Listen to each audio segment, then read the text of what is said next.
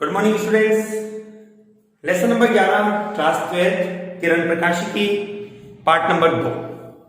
Students, आज हम हमारी वीडियो में आपको दर्पण के प्रकार और दर्पण से संबंधित महत्वपूर्ण परिभाषाओं के बारे में बताते हैं। स्टूडेंट्स, मेरा जो टॉपिक है आज के आपके पास दर्पण। सबसे पहले आप इस चीज को जानिए, दर्पण क्या है। देखिए स्टूडेंट्स, जनरल हम दैनिक जीवन में जो हमारे घरों में हम कांच उपयोग में लेते हैं वह भी एक दर्पण का उदाहरण बनता है। साइड ग्लास, कोई भी वाहन, कोई व्हीकल साइड ग्लास का जो उपयोग करता है वह भी एक दर्पण का उदाहरण है। डॉक्टर्स लोग जो दर्पण का उपयोग करते हैं, विशेष तौर से नाक कान गला वाला जो डॉक्टर है, जिस दर्पण का उपयोग करता है वह भी एक अवतल दर्पण का एक उदाहरण होता है।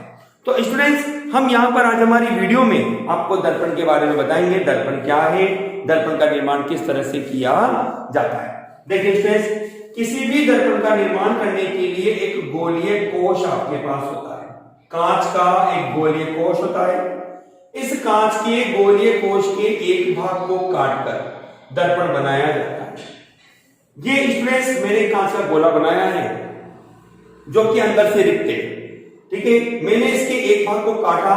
ये काटने के बाद मेरे पास एक भाग कटा हुआ ये प्राप्त होता है, जिसमें दो सतह स्टूडेंट्स बनती है, जिसमें एक तो है आंतरिक सतह और एक है बाह्य सतह। इस तरह का जो दर्पण बनता है स्टूडेंट्स, वो होता है गोलीय दर्पण, जिसमें हमारे पास दो प्रकार के गोलीय दर्पण प्राप्त होते हैं, जिन्हें हम अवतल दर्पण और उत्तल दर्पण के नाम से जानते हैं। तो स्टूडेंट्स, दूसरे प्रकार का दर्पण बनता है आपके पास, वो है समतल दर्पण। तो स्टूडेंट्स, हम हमारे वीडियो को आगे बढ़ाने से पहले दर्पण के बारे में हमने आपको बताया और अब हम दर्पण की रूपरेखा के बारे में पढ़ते हैं।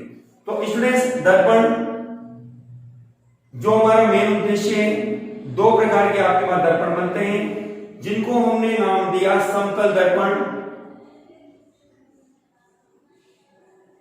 और नंबर 2 के रूप में आपके पास है गोलीय दर्पण।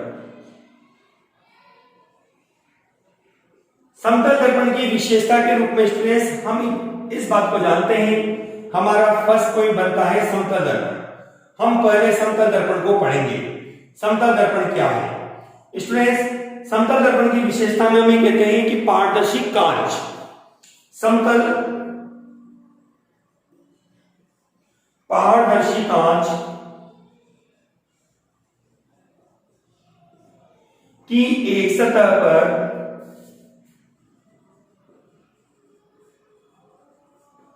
कलई या पॉलिश करके समतल दर्पण बनाया जाता है।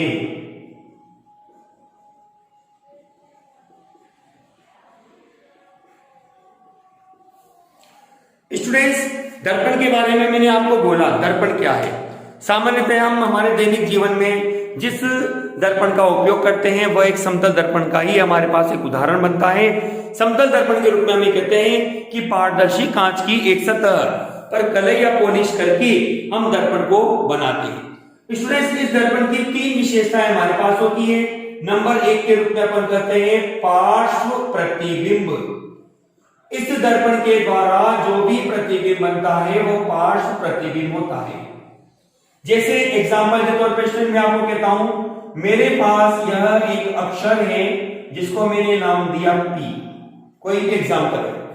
अब मैंने इस दर्पण को मैंने इस अक्षर को एक समतल दर्पण से देखा, ये मेरे पास है समतल दर्पण। तो यहां मैंने समतल दर्पण को रखा, तो इस समतल दर्पण में मुझे जो अक्षर दिखाई देगा वो कुछ इस तरह का होगा।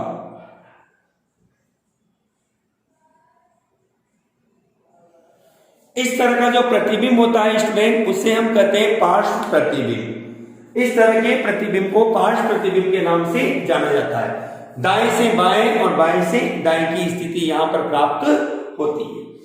नंबर दूसरी विशेषता के रूप में स्टूडेंट्स हमारे पास है इसका आभासी प्रतिबिंब, कि यहां पर जो भी प्रतिबिंब आपको प्राप्त होता है वह एक आभासी प्रतिबिंब होता है। आभासी प्रतिबिंब की विशेषता के रूप में कहते हैं कि ये वे प्रतिबिंब होते हैं जिन्हें हम पर्दे पर स्पष्ट प्राप्त नहीं कर सकते। देखिए स्टूडेंट्स, मैं इसको कैसे बनाता हूं आपको। उदाहरण के तौर पर मेरे पास यह एक समतल दर्पण है जिसके मैंने एक भाग पर कलई या पॉलिश की है। ठीक है स्टूडेंट्स, मेरे पास वस्तु से कोई वस्तु है जहां से प्रकाश किरण इस दर्पण पर आपतित होती है। ये कोई भी दो किरण लेकर मैंने प्रतिबिंब का निर्माण करना चाहा, तो यह क्या करती है, किरणें इस दर्पण की परावर्तक सतह से परावर्तित हो गई है। ये परावर्तित होकर हमारी आंख पर पहुंच रही है। उदाहरण के तौर पर यह आंख आपके पास है जहां आप इसका प्रतिबिंब देखते हो। यदि मैं इन किरणों को पीछे की ओर ले जाता हूं तो ये मुझे इन बिंदुओं से आती हुई प्रतीत होती है।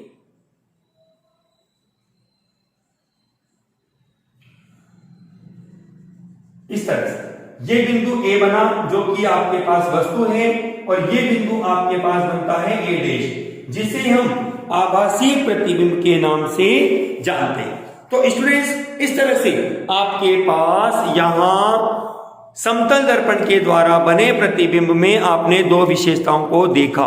पार्श्व प्रतिबिंब, जिसमें हमने कहा जो भी प्रतिबिंब बनेगा वह आपके पास बाएं से दाएं की अवस्था में जाएगा। बाएं से दाएं का मतलब आपके पास है, जैसे मैंने बोर्ड पे पी अक्षर लिखा तो इसका उल्टा प्रतिबिंब बनेगा। उल्टे का मतलब है बाएं से दाएं की ओर। ठीक है। दूसरे प्रतिबिंब के रूप में हमने कहा आभासी प्रतिबिंब होगा, अर्थात इन प्रतिबिंब को स्पष्ट रूप से पर्दे पर प्राप्त नहीं किया जा सकता।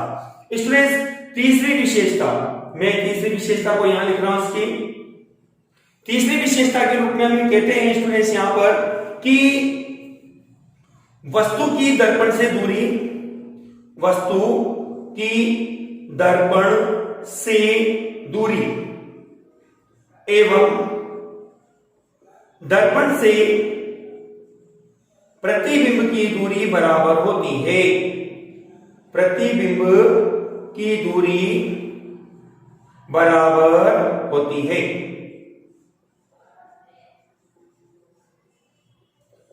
इसका भी मैं स्टूडेंट चित्र बनाता हूं आपको।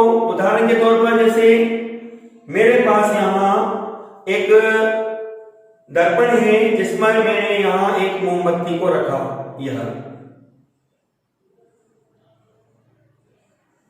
और इसके सम्मुख मैंने यहां पर एक दर्पण को रख दिया। ये दर्पण है स्टूडेंट्स अपने पास। अब यदि मैं इसका आभासी प्रतिबिंब बनाता हूं तो वो प्रतिबिंब मुझे कुछ इस तरह का प्राप्त होगा। ये आप देखते हैं कि यह जितनी दूरी होगी उतनी ही दूरी आपको ये प्राप्त होगी, x और ये x। ये आपके पास है वस्तु। ठीक है स्टूडेंट्स, ये आपके पास बनता है प्रतिबिंब, जो कि एक आभासी प्रतिबिंब है। तो कहने का मतलब ये है कि हमने समतल दर्पण के बारे में पढ़ा। समतल दर्पण में हमारे पास तीन मुख्य विशेषताएं पाई जाती है। नंबर 1 के रूप में पार्श्व प्रतिबिंब, नंबर 2 के रूप में हमारे पास बनता है आभासी प्रतिबिंब, और नंबर 3 के बारे में हमारे पास बनता है कि जो भी प्रतिबिंब होगा वह दर्पण से वस्तु की दूरी और प्रतिबिंब की दूरी परस्पर बराबर होगी। इस तरह से स्टूडेंट्स, हमने समतल दर्पण से संबंधित 3 महत्वपूर्ण बातों के बारे में जानकारी प्राप्त की। स्टूडेंट्स, कुछ महत्वपूर्ण पॉइंट के रूप में मैं आपको बोलता हूं कि किसी भी समतल दर्पण की जो फोकस दूरी होती है वो अनंत होती है। समतल दर्पण की फोकस दूरी सदैव अनंत होती है। यदि मैं कोई प्रकाश किरण को समतल दर्पण पर ठीक लंबवत आपतित करता हूं तो वह अपने पथ की पुनरावृत्ति करती है। ऐसी स्थिति में आपतन कोण और परावर्तन कोण का मान सदैव बराबर अर्थात 0 डिग्री के रूप में आपको प्राप्त होता है। स्टूडेंट्स, मैंने आपको दर्पण के बारे में पढ़ाया जिसमें मेरे पास फर्स्ट भाग था समतल दर्पण। अब मैं आपको गोलीय दर्पण के बारे में बताता हूं।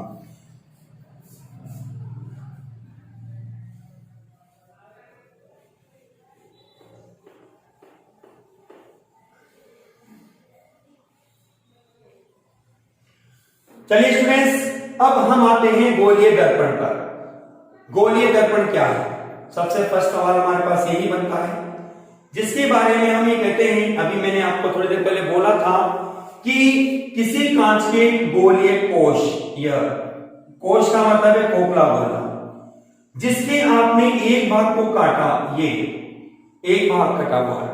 यदि मैं इस कटे हुए भाग को यहां चित्र में दर्शाता हूं तो मेरे पास ये भाग किस तरह का प्राप्त होता है, जिसमें मुझे दो प्रकार की सतह प्राप्त होती है। एक सतह होती है आंतरिक और एक सतह होती है बाहरी सतह। इस आंतरिक और बाह्य सतह में से किसी एक भाग पर कलई या पॉलिश करके दर्पण का निर्माण किया जाता है। तो इसके आधार पर हम गोलीय दर्पण को परिभाषित कर सकते हैं। कैसे स्टूडेंट्स? हमने कहा कि किसी कांच के गोलीय कोश के एक भाग को काटकर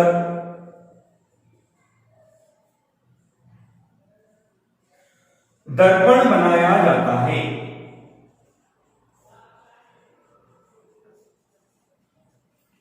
ठीक है स्टूडेंट्स, दर्पण हमारे पास दो प्रकार के बनते हैं। ये गोलीय दर्पण है स्टूडेंट्स। हमारे पास गोलीय दर्पण जो होते हैं दो प्रकार के बनते हैं। गोलीय दर्पण दो प्रकार के होते हैं, ठीक है स्टूडेंट्स, जिसमें सबसे फर्स्ट नाम के रूप में अपन लेते हैं यहाँ पे अवतल दर्पण। हमारे कोर्स में मोस्टली अवतल दर्पण के बारे में बताया गया है। अब अवतल दर्पण के बारे में हम थोड़ा सा जिक्र करते हैं, डिस्कस करते हैं हमारी इस वीडियो में कि अवतल दर्पण क्या है, इसकी क्या विशेषता होगी। देखिए स्टूडेंट्स, हमने जो कांच के गोलीय कोश के भाग को काटा, यदि आपके द्वारा इस कटे हुए गोलीय कोश की बाह्य सतह पर कलई या पॉलिश की जाती है, ये इस तरह से, तो ऐसी अवस्था में इस गोले की आंतरिक सतह परावर्तक तल का कार्य करती है और ऐसे दर्पण को आप अवतल दर्पण कहते हैं। ये आपके पास कहलाता है अवतल दर्पण। इसका एक नाम और होता है अभिसारी दर्पण। इसको अभिसारी दर्पण के नाम से भी जाना जाता है। स्टूडेंट्स, ये तो मैंने की है कलई या पॉलिश। चित्र पूरी तरह से नामांकित होना चाहिए, ध्यान रखिएगा। ये तो कलई या पॉलिश है और मैंने इसके जो ये आंतरिक भाग आपको दिखाई दे रहा है, ये वाला भाग, ये कहलाता है इसका परावर्तक तल। ठीक है स्टूडेंट्स, तो इस तरह से अवतल दर्पण की विशेषता के रूप में मैंने आपको बोला कि वे दर्पण जिसकी गोलीय सतह या बाहरी सतह पर कलई या पॉलिश करके दर्पण का निर्माण किया जाता है, अवतल दर्पण कहलाता है। इस अवतल दर्पण की जो आंतरिक सतह होती है वह परावर्तक तल का कार्य करती है। ये दर्पण आपतित किरणों को अभिसारित करता है, इसलिए इस दर्पण को हम अभिसारी दर्पण के नाम से भी जानते हैं। एक मोस्ट इंपोर्टेंट बात और बता रहा हूं, आगे भी हम इस चीज का जिक्र करते रहेंगे कि अवतल दर्पण की फोकस दूरी सदैव ऋणात्मक होती है। अवतल दर्पण की फोकस दूरी सदैव ऋणात्मक होती है। स्टूडेंट्स, नंबर 2 दर्पण आपके पास बनता है उत्तल दर्पण। उत्तल दर्पण के बारे में हम अब आपको बताते हैं। उत्तल दर्पण के लिए हमने कहा कि यदि हमारे द्वारा गोलीय कोश की भीतरी सतह पर कलई या पॉलिश की जाती है, ये तो इसकी बाह्य सतह आपके पास परावर्तक तल का कार्य करती है। यह आंतरिक सतह इसमें कलई या पॉलिश है।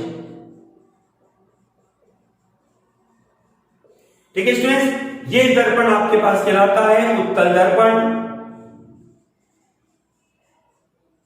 जिसको आप अपसारी दर्पण के नाम से भी जानते हो। स्टूडेंट्स, ये आपतित किरणों को फैलाता है, उसे अपसारित करता है, इसलिए इसको अपसारी दर्पण के नाम से जाना जाता है। तो स्टूडेंट्स, मैं दोबारा से अपन ने जो पढ़ा है उसको मैं दोबारा से रिपीट करता हूं अपने शॉर्ट लैंग्वेज के रूप में, जिसमें हमने कहा कि समतल दर्पण के बारे में हमने पढ़ा। समतल दर्पण में हमने 3 विशेषताओं के बारे में पढ़ा, पार्श्व प्रतिबिंब, आभासी प्रतिबिंब और जो भी प्रतिबिंब बनेगा बिंब की दूरी दर्पण से और प्रतिबिंब की दूरी दर्पण से परस्पर बराबर होगी। दूसरे दर्पण में हमने गोलीय दर्पण के बारे में पढ़ा, जिसमें हमने कहा कि किसी कांच के गोलीय कोष के एक भाग को काटकर दर्पण बनाया जाता है और ये गोलीय दर्पण 2 प्रकार के बनते हैं, जिसे हमने अवतल दर्पण और उत्तल दर्पण का नाम दिया है। अवतल दर्पण के लिए हमने कहा कि ऐसा दर्पण जिसकी भीतरी सतह या आंतरिक सतह परावर्तक तल का कार्य करती है, ऐसे दर्पण को हम अवतल दर्पण के नाम से जानते हैं। ठीक है, ये दर्पण की विशेषता होती है कि ये दर्पण आपतित किरणों को अभिसारित करता है, मतलब कि एक बिंदु पर मिलाने का प्रयत्न करता है। इस कारण से इसे अभिसारी दर्पण के नाम से भी जाना जाता है। स्टूडेंट्स, इस दर्पण की जो फोकस दूरी होती है वह ऋणात्मक होती है।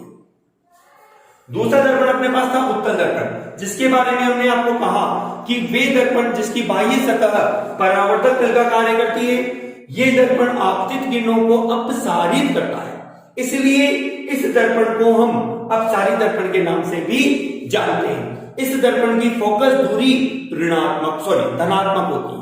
इस दर्पण की फोकस दूरी धनात्मक होती है, अवतल दर्पण की फोकस दूरी ऋणात्मक होती है।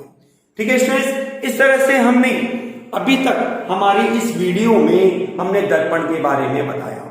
ठीक है, अब हम दर्पण से संबंधित महत्वपूर्ण परिभाषाओं के बारे में आपको बताते हैं। चलिए स्टूडेंट्स, दर्पण से संबंधित महत्वपूर्ण परिभाषाएं हम पढ़ेंगे।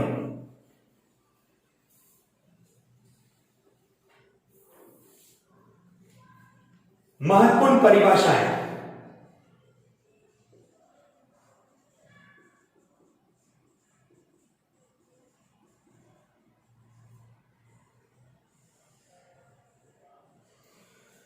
देखिए स्टूडेंट्स, महत्वपूर्ण परिभाषाओं में हमारे पास काफी कुछ डेफिनेशंस है।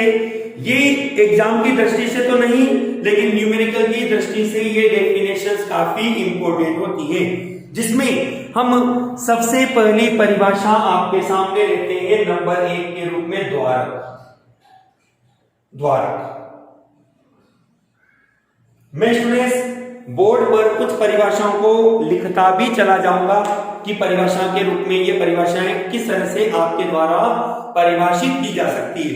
द्वारक के रूप में अपन कहते हैं स्टूडेंट कि दर्पण के वृत्ताकार चाप को गोलीय दर्पण का द्वारक कहते हैं। दर्पण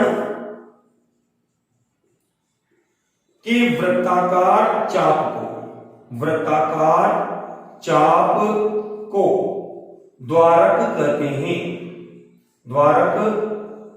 हैं। देखिए स्टूडेंट्स, मैं एक नॉर्मल चित्र लेता हूं अपने पास। यहां पर हमारे सिलेबस में मोस्टली अवतल दर्पण है, तो मैं अवतल दर्पण को लेते ही ये बात आपको यहां पर बताता हूं।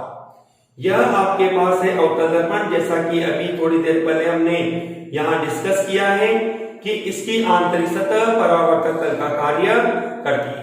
तो देखिए स्टूडेंट्स, ये जो वृत्तीय चाप आपके पास बना हुआ है, ये भाग मैं इसको नाम देता हूं ए और ए डैश। ये ए और ए डैश जो आपके पास है, ये कहलाएगा आपके पास द्वारक। इसको हमने नाम दिया है द्वारक के रूप में। ये आपके पास कहलाता है दर्पण का द्वारक। नंबर 2 परिभाषा के रूप में मैंने आपको बोला परावर्तक तल। लगभग द्वारक के समान ही परिभाषा है, जिसकी सिंपल परिभाषा के रूप में हम ये कह सकते हैं कि किसी दर्पण का वो भाग जो आपतित किरणों को अपसारित या अभिसारित करता है, परावर्तक तल कहलाता है। या यूं भी कह सकते हैं कि किसी दर्पण का वो भाग जिसके द्वारा आपतित किरणों का परावर्तन किया जाता है। तो हम परिभाषा के रूप में लिखते हैं कि दर्पण का वह भाग जिसके द्वारा आपतित किरणों का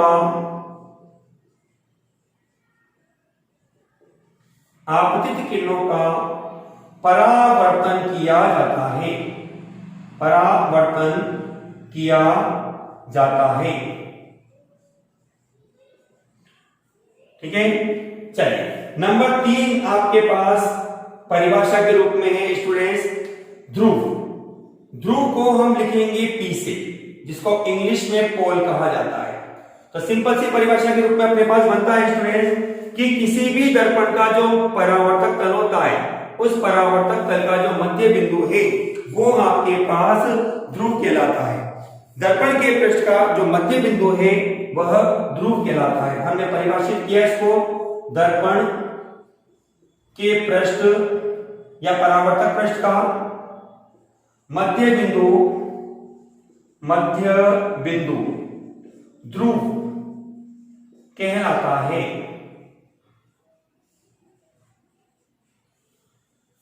ठीक है स्टूडेंट्स, नंबर 4 परिभाषा आपके पास बनती है। मैं आज आपको यहाँ पर अपनी महत्वपूर्ण परिभाषाओं के बारे में बताने जा रहा हूं कि जो हमारे को दैनिक जीवन में जो न्यूमेरिकल्स वगैरह हम इसके सॉल्व करेंगे, हमारे न्यूमेरिकल क्वेश्चन हमारे पास होंगे, उसमें आप इन परिभाषाओं का यहाँ पर उपयोग करेंगे। इसलिए आप ध्यान से इन परिभाषाओं के बारे में जानकारी ले, परिभाषाओं को पूरी तरह से याद करें, अपनी नोटबुक में नोट भी करें और परिभाषाओं को अच्छे से अच्छे समझने की यहाँ पर कोशिश कीजिए। नेक्स्ट परिभाषा के रूप में अपन करते हैं वक्रता केंद्र। स्टूडेंट्स, नेक्स्ट परिभाषा आपके पास बनती है वक्रता केंद्र, जिसको हम लिखते हैं C से। C वक्रता केंद्र। जैसा कि अभी थोड़ी देर पहले हमने कहा है कि हमने गोले को काट कर दर्पण बनाया है, तो आपने जिस गोले को काट कर दर्पण बनाया है उस गोले का जो केंद्र होगा वह दर्पण का वक्रता केंद्र कहलाता है। हम इसको परिभाषित कर सकते हैं, दर्पण जिस खोखले गोले का होता है उस गोले के केंद्र को हम वक्रता केंद्र कहते हैं। तो परिभाषित करेंगे इसको कि जिस खोखले गोले को काटकर दर्पण बनाया जाता है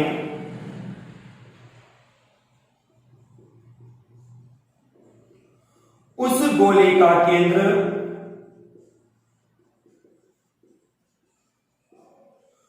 वक्रता केंद्र C कहलाता है।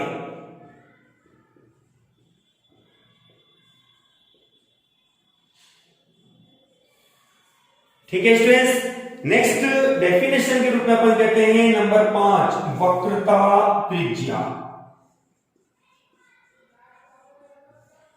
जिसको हम लिखेंगे कैपिटल R से। स्टूडेंट्स, क्या है कैपिटल R? सीधी सी बात हम समझेंगे यहाँ पे कि आपने देखो, मैं चित्र बना रहा हूं आपको यहाँ पे कि आपके पास यहाँ इस चित्र में मैं इन सारी परिभाषाओं को दोबारा से आपको समझाने की कोशिश करता हूं। देखिए स्टूडेंट्स, हमारे पास ये तो है गोले का कटा हुआ भाग, ये वाला भाग हमने इसकी बाह्य सतह पर कलई या पॉलिश कर दी है, यह। ठीक है स्टूडेंट्स, ये आपके पास बनता है इसका केंद्र, जिसको मैंने नाम दे दिया C, अर्थात इस दर्पण का वक्रता केंद्र C कहलाएगा। लेकिन इस गोले का जो केंद्र बिंदु है C, वह इस दर्पण का वक्रता केंद्र C कहलाता है। हमने परिभाषा के रूप में यह भी कहा था कि परावर्तक तल का जो मध्य बिंदु होता है वह दर्पण का ध्रुव कहलाता है P। आपके पास यह A और A' के रूप में द्वारक प्राप्त है, और यह जहां आपने जितने भाग पर कलई या पॉलिश की है वह इसका परावर्तक तल कहलाएगा। यह मैं इसको आंतरिक रूप में यहां दर्शा देता हूं, यह आपके पास है परावर्तक तल। ओके स्टूडेंट्स, अब बात कर रहे हैं अपन वक्रता त्रिज्या की। तो वक्रता त्रिज्या की परिभाषा के रूप में अपन कहते हैं वक्रता केंद्र और ध्रुव के मध्य की जो दूरी आपके पास है, ठीक है, उसको हम कहते हैं वक्रता त्रिज्या R के रूप में, जिसकी परिभाषा के रूप में आप ये भी कह सकते हैं कि वक्रता केंद्र और ध्रुव के मध्य की दूरी वक्रता त्रिज्या कहलाती है। मैं परिभाषा लिख देता हूं उसको, वक्रता केंद्र C व ध्रुव P के मध्य की दूरी वक्रता त्रिज्या कैपिटल R कहलाती है। ठीक है स्टूडेंट्स, और नेक्स्ट परिभाषा आपके पास बनती है नंबर 6, मुख्य अक्ष। मुख्य अक्ष क्या है? मुख्य अक्ष के रूप में अपन कहते हैं एक काल्पनिक अक्ष है, जैसे मैंने आपको बोर्ड पर प्रदर्शित किया x और x डैश। आप इसकी विशेषता के रूप में देखते हो कि यह दर्पण के वक्रता केंद्र C और ध्रुव से गुजरती है। तो हम इसको परिभाषित कर सकते हैं कि दर्पण के वक्रता केंद्र C और ध्रुव से गुजरने वाली काल्पनिक रेखा, हम कहेंगे इसको दर्पण के वक्रता केंद्र C व ध्रुव P से गुजरने वाली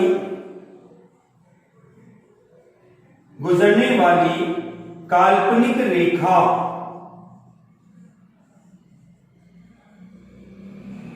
मुख्य अक्ष कहलाती है।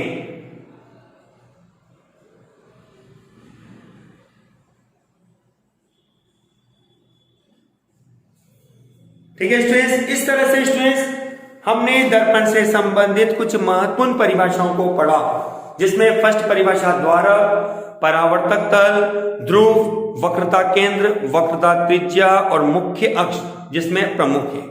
स्टूडेंट्स ये वो परिभाषा है जिनका हम सामान्यतया न्यूमेरिकल में सबसे ज्यादा उपयोग करते हैं, क्योंकि न्यूमेरिकल में इन परिभाषाओं के आधार पर ही आप उस न्यूमेरिकल क्वेश्चन को आसानी से समझ पाएंगे। तो स्टूडेंट्स हम आपको इस चीज को सजेस्ट करते हैं कि आप कोशिश कीजिए इन परिभाषाओं को याद भी करिए और अपनी नोटबुक में नोट भी करिए, और साथ के साथ इन परिभाषाओं को अच्छी तरह से समझने की कोशिश भी कीजिए। ओके स्टूडेंट्स, अभी मेरे पास इससे संबंधित कुछ और भी परिभाषाएं बाकी है, जिसमें हमारे पास बनता है फोकस बिंदु, फोकस, फोकस तल और प्रतिबिंब। स्टूडेंट्स तो मैं इसको मिटा देता हूं परिभाषा को, और हम आते हैं फोकस बिंदु और फोकस के लिए।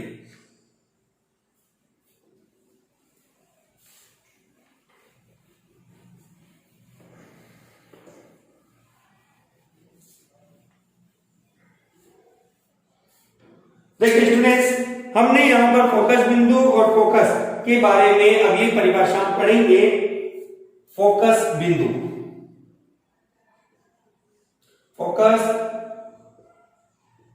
फोकस दूरी व फोकस तल, ये तीन परिभाषाएं हमारे पास है यहां पर, फोकस तल, जिनको हम पढ़ेंगे। स्टूडेंट्स ध्यान दीजिएगा, जो चित्र मैं बना रहा हूं आपको बोर्ड पे, मैंने यहां पर एक अवतल दर्पण का एग्जांपल लेते हुए आपको यह फोकस बिंदु को हम बनाएंगे। जैसा अभी हमने पढ़ा कि यह तो आपके द्वारा कलैया पॉलिश की गई है, यह दर्पण का ध्रुव कहलाता है, यह आपके पास वक्रता के C बिंदु होगा, और यह आपके पास है मुख्य अक्ष। मुख्य अक्ष, हमने प्रकाश किरण को इस मुख्य अक्ष के समांतर आपतित किया। ये स्टूडेंट्स आपतित किरण है, जो हमने ये इमेजिन किया कि ये किरणें अनंत से आ रही है। अनंत से आने के बाद ये किरणें परावर्तित होती है और दर्पण के किसी एक बिंदु से यह किरणें आपस में गुजरती है, इस तरह से।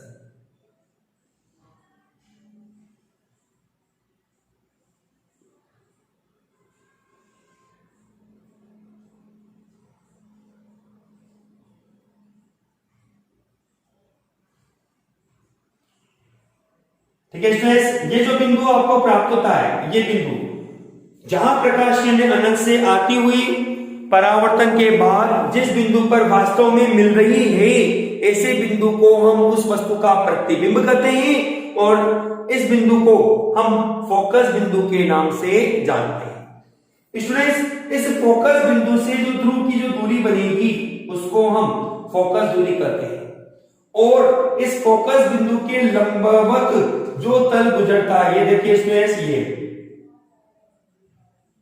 मैंने इसको नाम दे दिया x और x डैश, ये आपके पास कहलाता है फोकस तल।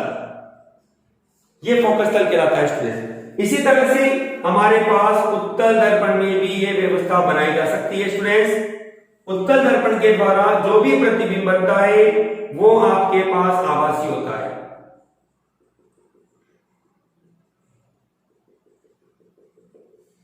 ये आपके पास अवतल दर्पण है। आपने यहां पर मुख्य अक्ष के समांतर प्रकाश किरणों को आपतित किया, यह और ये किरणें दर्पण से परावर्तित हो जाती है इस तरह से।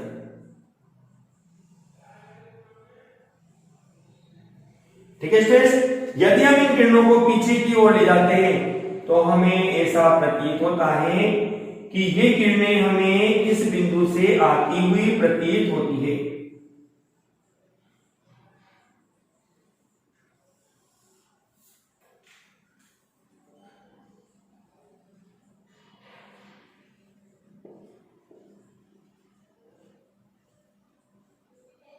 एरो मैंने उल्टे बना दिए, ये आपतित किरणें हैं आपके पास और ये आपके पास है परावर्तित किरण। और ये जो बिंदु आपको बना ये फोकस बिंदु है, ये आपके पास ध्रुव है। ध्रुव से फोकस बिंदु की जो दूरी है इसको हम कहते हैं फोकस दूरी f। और इसके ठीक लंबवत गुजरने वाला जो तल आपको ये दिखाई दे रहा है x और x डैश, ये कहलाता है आपके पास फोकस तल। मैंने जैसा कि अभी थोड़ी देर पहले भी आपको कहा था स्टूडेंट्स कि जो अवतल दर्पण होता है उस अवतल दर्पण के लिए फोकस दूरी ऋणात्मक होती है और उत्तल दर्पण के लिए फोकस दूरी धनात्मक होती है। इसको स्टूडेंट्स हम इस तरह भी बोल सकते हैं कि अवतल दर्पण की फोकस दूरी बाईं ओर है, इस वजह से इसको हम नेगेटिव के रूप में, और ये दाहिनी ओर प्राप्त होती है इसलिए हम इसको पॉजिटिव के रूप में पढ़ते हैं। तो स्टूडेंट्स, आज की आपने बेहद इंपॉर्टेंट वीडियो में आपने महत्वपूर्ण परिभाषाएं दर्पण के बारे में पढ़ा। स्टूडेंट्स, अब मैं आपको कल मेरे द्वारा पूछे गए 2 सवालों के जवाब देता हूं।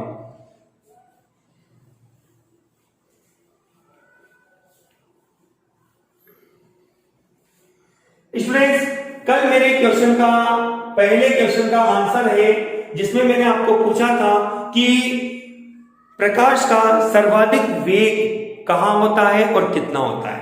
तो पहले क्वेश्चन का आंसर स्टूडेंट्स बनता है माध्यम, वायु या निर्वात में, वायु या निर्वात में। और ये वेग आपके पास होता है 3 × 10⁸ मीटर प्रति सेकंड। स्टूडेंट, थोड़ा यह डाउट है मेरे को एक चीज का, और सुनिएगा ध्यान से। यदि एक्सप्रेशन आपसे पूछ लिया जाए कि बताइए वायु या निर्वात में भी वेग सर्वाधिक कहां होगा, तो आपका आंसर बनेगा निर्वात, क्योंकि निर्वात की जो डेंसिटी होती है, घनत्व होता है, वह सबसे कम होता है वायु की तुलना में भी।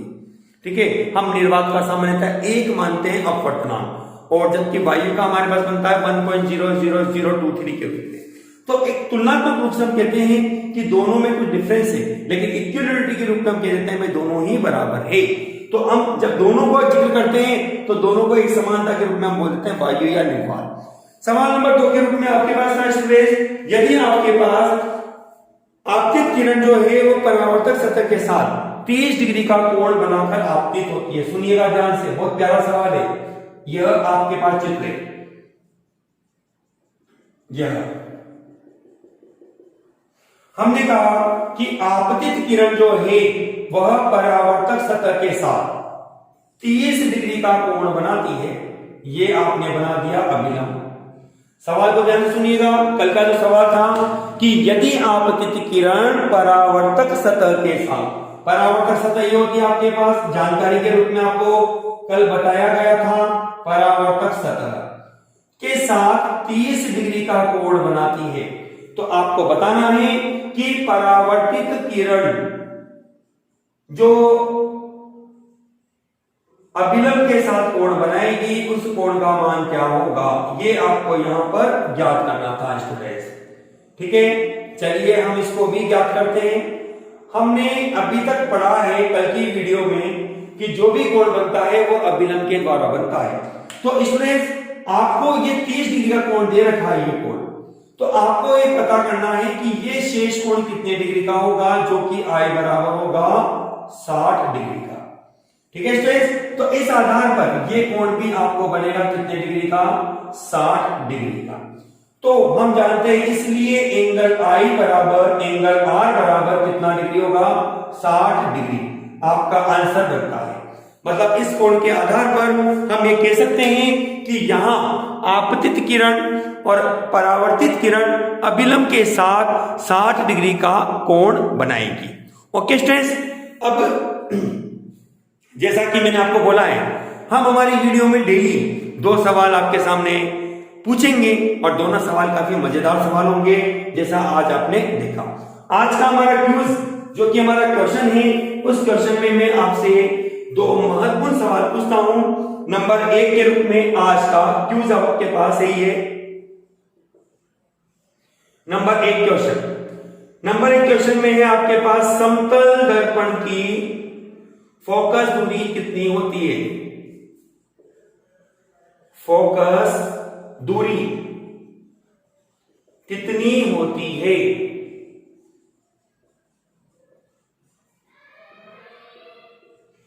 क्वेश्चन नंबर 2 है स्टूडेंट्स मेरे पास कि निम्न चित्र में, जो चित्र में बना रहा हूं आपको बोर्ड पे, निम्न चित्र में परावर्तन व परावर्तन व आपतन कोण का मान क्या होगा, आपतन कोण का मान क्या होगा। ये चित्र मेरे पास है आपके पास फ्रेंड्स, ये चित्र, इस चित्र में आपको ये बताना है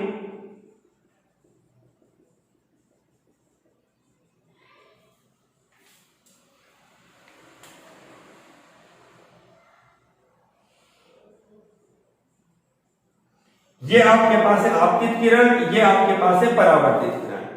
मैंने ये कहा ये कोण मेरे पास बनता है 50 डिग्री का। तो आपको ये बताना है कि परावर्तन और आपतन कोण का मान क्या होगा। ये 2 सवाल स्टूडेंट्स आज आपके सामने हैं, जिसके आधार पर आप इन सवालों का जवाब आप मुझे देंगे। ठीक है, जवाब देकर, जवाब कहां देंगे, कमेंट बॉक्स में।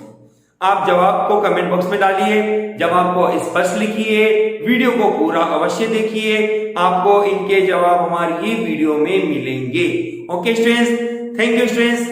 वीडियो को लाइक, शेयर और सब्सक्राइब अवश्य कीजिए और वीडियो को पूरा अवश्य देखा करें। Thank you.